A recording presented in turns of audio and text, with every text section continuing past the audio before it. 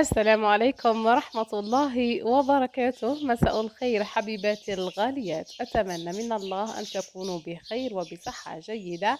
تشكيلة اليوم تشكيلة متنوعة من موديلات قنادر صيافي، إن شاء الله تعجبكم وتنال رضاكم. موديلات روعة وباهية وفي المتناول، كل واحدة تبعث عن موديلات جديدة. تشوف هذو الموديلات وكذلك في القناة عدة فيديوهات. شوفوا الفيديوهات ومدونا رأيكم في التعليقات.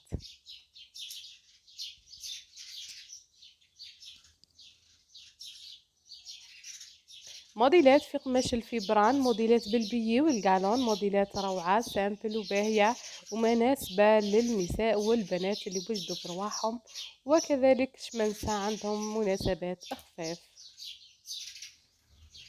بنات من فضلكم ديروا النجام في الفيديو هكذا باش يطلع، لانه اليوتيوب ولا ما يرشحلناش الفيديوهات هكذا باش نستمروا في هذه القناة. حبيباتي الغاليات، هيا الزينة، خفي يدك وديري النجام ويعطيك الصحة مسبقا، وشكرا حبيبتي الغالية.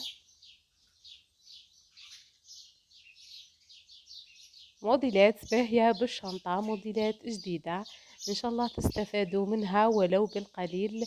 موديلات حبيباتي راني نحاول دايما نجيب لكم غير جديد هكذا باه تستفادوا، وننوع لكم في الموديلات باش نلبيو أذواق كل المتتبعات الكريمات.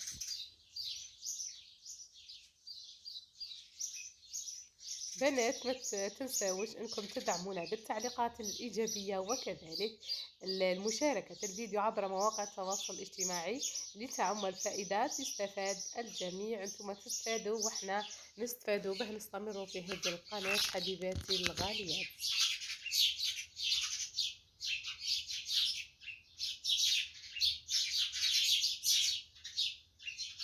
شكرا جزيلا على التعليقات الطيبه اللي دائما تدعموني بها وتخلوني تخليني استمر في هذه القناه.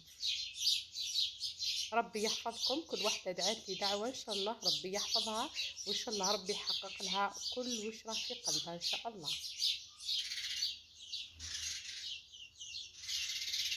قناتي تجمع الموديلات الجزائرية وكذلك العراقية، فصلات ودشاديش، كل واحد كيفاه يقولها. كاين عراقية قالت لي باللي حنا القندورة نقولوها على الحذاء، حنايا اختي نقول لك باللي حنايا القندورة معناتها الروبة او الدشداشة كما يقولوا العراقيات.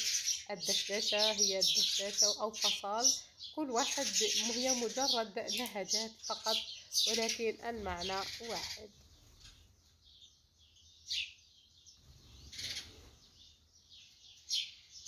موديلات سامبل مناسبة للمنزل أيضا، موديلات بالبي فقط.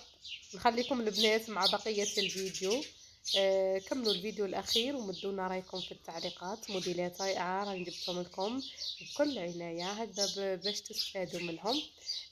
تهلاو في رواحكم وخاصة في وليداتكم، وكي تروحوا للبحر تهلاو في وليداتكم يا حبيباتي، لأنه الوقت راه مش مليح، وخاصة الأخبار رانا نسمعوا فيها يعني والله تخلع، خاصة أنه البحر غدار. تهلاو في رواحكم في صحتكم وفي وليداتكم، ومع السلامة حبيباتي الغاليات. أتمنى لكم أمسية طيبة إن شاء الله، مع السلامة.